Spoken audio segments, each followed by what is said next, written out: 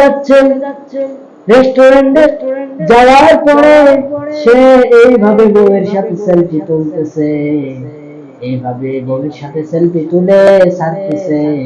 দর্শকগুলো দেখে ওর বউয়ের ওবাটার বউয়ের দিকে আকর্ষণ লাভ করতেছে। ওবাটা মসজিদে নামাজ পড়ে ইমামতি করে হুজুর হয়েছে, কিন্তু হুজুর হলে তো হবে না। এইদিকে বউ নিয়ে ভিডিও বানাইতেছে, বউ নিয়ে স্টোরি ছাড়তেছে, বউ নিয়ে ইউটিউবে স্টোরি দিচ্ছে, বউ নিয়ে এদিক সেদিক যাচ্ছে, ভিডিও করতেছে, ছাড়তেছে। আজকাল তাদের জন্য আমাদের হুজুর নামক এই নামটার অপব্যবহার করা হচ্ছে। এদের দেখা দেখি কিছু পাবলিকরা তখন বলে হুজুররা তো ডিস্টার্ব, হুজুররাই তো ডিস্টার্ব, কারণ হুজুররা হচ্ছে বললে ভিডিও বানাবে কেন? এদের কারণে আমাদের সকলকে সব হুজুরদেরকে গালি খাওয়া লাগতেছে। কথা বল ঠিক কিনা? আমি এক ভাইটিকে বলছি, ওই ভাই তুমি এগুলো করো কেন?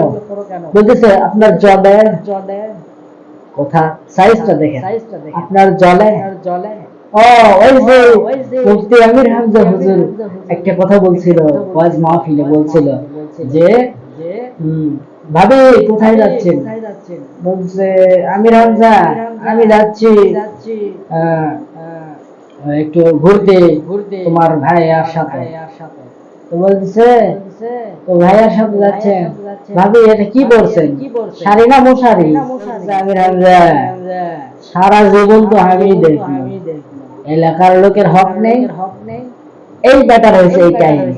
কথা কম ঠিক কিনা?